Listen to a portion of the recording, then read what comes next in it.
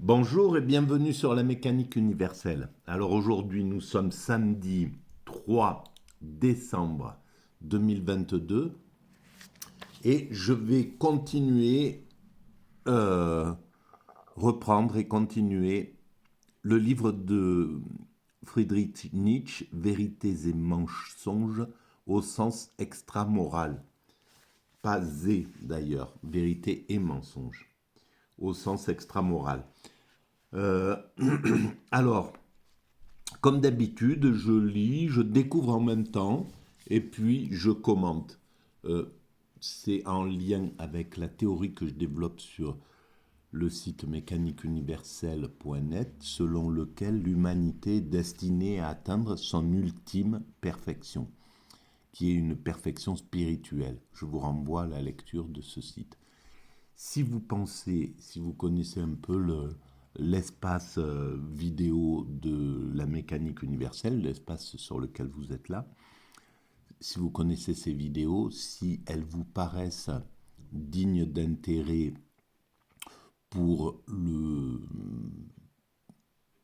pour, pour, euh, pour nos frères humains qui naviguent sur le net, sur YouTube, je vous engage alors à ce moment-là à mettre un petit pouce, à mettre un petit cœur ou des choses comme ça, voilà, des avis, un avis, et à vous abonner. Tous ces moyens sont destinés à promouvoir en fait la chaîne. Voilà. Donc, mais ça, c'est vraiment en fonction de votre appréciation de l'espace et des idées qui s'y développent. Alors, je reprends la lecture. Je suis arrivé au chapitre 2. Il y a deux chapitres en fait. 2. Comme nous l'avons vu, c'est à l'origine le langage qui travaille à l'élaboration des concepts et plus tard la science. Donc le langage a été quelque chose de très important dans l'évolution de l'humanité, la sophistication de ce langage. Le langage existe chez nos cousins primates et lorsque nous étions primates, nous avions sans doute un langage basique comme au niveau oral, hein, je parle, euh, parce qu'il y a tout un tas d'autres formes de langage qui sont utilisées par les êtres vivants. Mais nous l'avons complètement sophistiqué. Et c'est pas pour rien. Voilà. C'est un petit peu là où je, je m'accroche un petit peu avec Nietzsche, qui semble-t-il à un certain moment, mais ce n'est pas vraiment le cas, mais ferait passer le concept comme quelque chose de superficiel que l'homme a développé, mais sans en comprendre réellement le sens. Et pourtant, il y a un sens énorme à avoir développé le langage, la, le concept, etc. Tout le côté un peu superficiel, effectivement, qui n'est pas lié, qui s'oppose à la sensation, qui s'oppose à une autre façon d'appréhender le monde, qui n'est pas verbalisée, qui est une façon charnelle de comprendre le monde ou d'être au contact du monde. Et effectivement, c'est la partie théorique, la partie intellectuelle, l'intellect, nous éloigne de cette sensation en somme. Mais c'était fondamental pour construire l'humanité, pour la faire progresser. C'est grâce au fait qu'on puisse utiliser notre intellect, notre la, la conscience, la connaissance, qu'on ait pu engranger ces connaissances, les transmettre de génération en génération,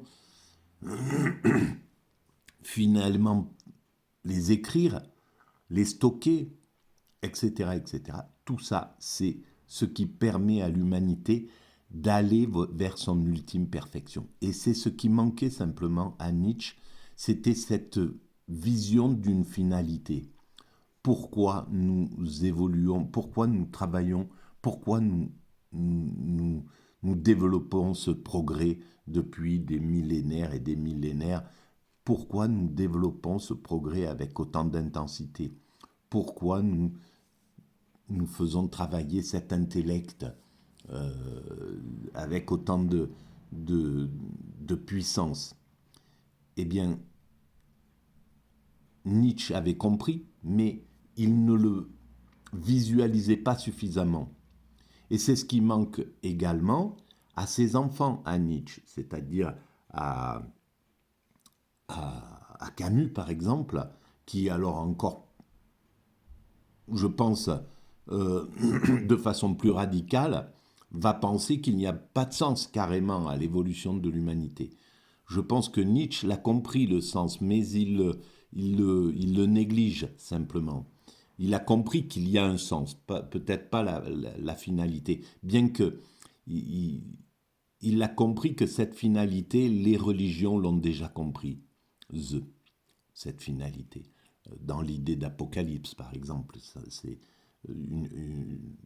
la finalité, la rencontre avec le divin. L'humanité va vers la rencontre avec le divin.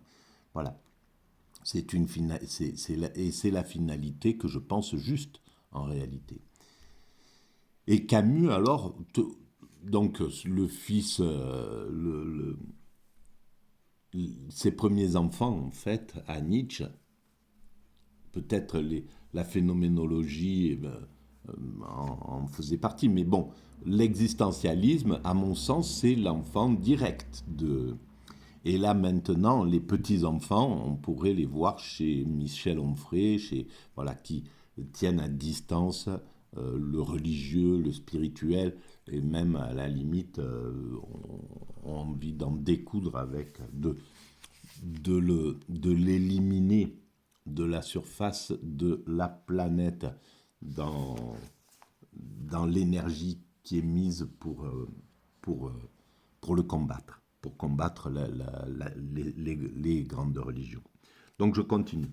Comme l'abeille qui construit les cellules de sa ruche et les remplit aussitôt de miel, la science travaille sans relâche à ce grand columbarum des concepts au cimetière des intuitions, construit sans arrêt de nouveaux étages plus élevés, étaye, nettoie et rénove les vieilles cellules et surtout s'efforce de remplir ce colombage surélevé jusqu'à la démesure et d'y faire rentrer pour y ranger la totalité du monde empirique, c'est-à-dire le monde anthropomorphique. C'est vrai, mais son esprit critique démontre qu'il n'a pas compris le sens réel de ce travail-là. Évidemment, il s'oppose bien sûr à... il met les intuitions au cimetière, en somme, le concept, le travail. C'est clair, c'est vrai. Et donc, Nietzsche voudrait qu'on récupère les intuitions. Et malheureusement, c'est le problème de notre forme d'évolution. C'est-à-dire que on est très binaire. Voilà, le concept va repousser au limbe les intuitions, voilà, toute cette dimension un peu intuitive, un peu... et c'est toujours des combats assez dualistes, en fait. On repousse l'autre, on ne veut pas en entendre parler, mais c'est de tout temps comme ça. Et le problème, c'est qu'il faut qu'on cesse ce genre de choses. Là, on est arrivé à la fin de ce genre de processus. Voilà, au niveau politique, le capitalisme avait son ennemi, c'était le communisme, c'était les régimes communistes, l'URSS, etc., la Chine. Et donc pendant 100 ans, ils vont se bagarrer, chacun veut faire tomber l'autre. le capitalisme parvient à faire tomber le communisme, et il rejette tout en bloc. Les valeurs du communisme qui sont, pour certaines, excellentes et même que l'humanité devra retrouver un jour ou l'autre, c'est clair, mais bon, voilà, on est à ce moment-là, on va repousser complètement le, l'autre versant, au lieu de dire, ben tiens, ça serait peut-être pas bête de prendre et le meilleur du capitalisme et le meilleur du communisme. Quelles sont les bonnes valeurs pour l'humanité, etc. Bon, voilà. Autant dire que c'est une question d'élévation de conscience. C'est-à-dire que il faut sortir du principe animal. Parce que c'est le principe animal qui est en jeu dans cette dualité euh, tueuse, quoi, en quelque sorte. Quand le dominant, quand le dos argenté se fait renverser par le prétendant dos argenté plus fort, parce que il a fini par épuiser par ses luttes incessantes, comme l'a fait le capitalisme avec le communisme. Hein. C'est aussi simple que ça. Donc, et le prétendant dos argenté teste, tente, vient, se bagarre, etc., jusqu'au moment où il finit par le terrasser. Il terrasse l'ancien dominant, ou le dominant qui est là, qui doit s'enfuir, et pendant un moment, le nouveau dominant ne supporte pas l'ancien dominant dans les parages. Il va falloir qu'il revienne doucement, qui montre patte blanche, qui se rapproche, qui fasse vœu de soumission, etc. C'est exactement ce que fait le capitalisme avec les idées communistes. Il les a complètement repoussées, ça fait 40 ans. Et puis progressivement, là, on commence à voir que, eh ben oui, on a besoin de plus d'égalité. Eh ben ouais, l'autoritarisme du capitalisme, quand il est en toute puissance, c'est morbide, ça fait ce qu'on est en train de vivre sur la planète. Quelque chose de totalement malsain, parce que le capitalisme s'exprime dans la toute-puissance, ce qui donne le néolibéralisme, en fait, l'ultralibéralisme. Et donc ça, c'est insupportable. On commence à en prendre conscience. Le monde commence à dire, bon, c'est bon, etc. Voilà. Et bien sûr qu'on est dans le système anthropomorphique, c'est clair. Tandis que l'homme, alors le système anthropomorphique, évidemment, il est lié au concept, à l'idée du concept, parce que on doit établir les choses. On est passé du côté du... C'est un petit peu démiurgique d'une certaine façon, parce que c'est nous qui allons décréter que telle forme de vie, ça va être un cheval. Telle autre forme de vie, on va l'appeler éléphant, etc., etc. Donc on décrète évidemment en fonction de l'humanité. C'est l'humanité qui donne corps à tout ça. Si c'était l'intuition, si nous étions sur la sensation, si on n'avait plus de langage, eh bien, plus de langage et on ne pourrait pas définir les choses ne seraient pas définies. Ça serait nos émotions qui verraient tel animal, etc. Ça serait, on le verrait d'une autre façon, évidemment. Mais le concept est une nécessité absolue pour l'évolution de l'humanité. Je continue. Tandis que l'homme d'action en vient à lier son existence à la raison et à ses concepts afin de ne pas être emporté et de ne pas se perdre lui-même, le chercheur construit sa hutte au pied de la tour de la science pour pouvoir aider à sa construction et trouver lui-même protection sous le bastion qui est déjà construit. Il a en effet besoin de protection, car il existe de redoutables puissances qui l'envahissent continuellement et qui opposent à la vérité scientifique des vérités d'un tout autre genre, sous les enseignes les plus diverses. Cet instinct, qui pousse à créer des métaphores, cet instinct fondamental de l'homme, dont on ne peut pas ne pas tenir compte un seul instant, car en agissant ainsi, on ne tiendrait plus compte de l'homme lui-même, n'est pas soumise à la vérité et il est à peine maîtrisé dans la mesure où, sur la base de ses productions évanescentes, les concepts et bâtit un nouveau monde régulier et résistant qui se dresse face à lui comme un château fort. Il cherche un nouveau domaine et un autre bief. Un bief, c'était un canal de navigation ou de dérivation des eaux. À son activité, il les trouve dans le mythe et de façon générale dans l'art. Il bouscule continuellement les rubriques et les cellules des concepts en instaurant de nouvelles transpositions, de nouvelles métaphores et de nouvelles métonymies. Continuellement, il manifeste son désir de donner au monde tel qu'il est aux yeux de l'homme éveillé, si divers, irrégulier, vain, incohérent, une forme toujours neuve et pleine de charme, semblable à celle du monde onirique. Alors, je doute qu'il n'ait pas eu vent, quand il dit l'homme éveillé, de l'éveil chez les Asiatiques, de ce qu'est l'éveil chez les Asiatiques. À mon avis, il y a cette pensée. Je pense qu'il avait bien lu Schopenhauer, et Schopenhauer, me semble-t-il, s'intéressait au monde, à l'hindouisme, et donc forcément s'intéresser à l'extase, au nirvana, ce qui est l'équivalent asiatique, à cet état de subliminal.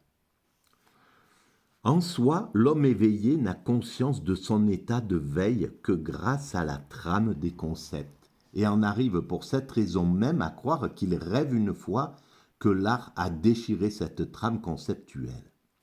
Pascal a raison lorsqu'il affirme que si nous faisions chaque nuit le même rêve, nous en serions préoccupés autant que des choses que nous voyons chaque jour.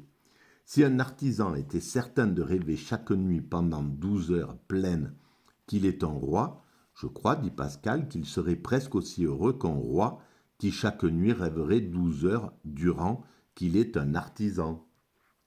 Pascal, Les Pensées, fragment 662. La citation exacte est « Et si un artisan était sûr de rêver toutes les nuits 12 heures durant qu'il est roi, je crois qu'il serait presque aussi heureux qu'un roi qui rêverait toutes les nuits 12 heures durant qu'il serait artisan. » Je reprends. Grâce au miracle qui se produit continuellement, tel que le conçoit le mythe, l'état de veille d'un peuple, stimulé par le mythe, comme par exemple les anciens Grecs, est en fait plus analogue au rêve qu'au monde éveillé du penseur dégrisé par la science. Dès que tout arbre peut parler comme une nymphe, ou lorsque sous le masque d'un taureau, un dieu peut enlever des vierges, lorsqu'on se met subitement à voir la déesse Athéna elle-même, en compagnie de Pisistrate, c'était le tyran d'Athènes, instigateur notamment des concours de tragédie et de Dionysie, et traversant le marché d'Athènes sur un bel attelage, et cela l'honnête Athénien croyait le voir, tout devient possible dès cet instant, comme un rêve, et toute la nature entoure l'homme d'une ronde étourdissante, comme si elle n'était qu'une mascarade des dieux qui ne se ferait qu'un jeu de mystifier les hommes à travers toutes les formes des choses. Point. Et là, je vais arrêter là pour cette vidéo. À bientôt.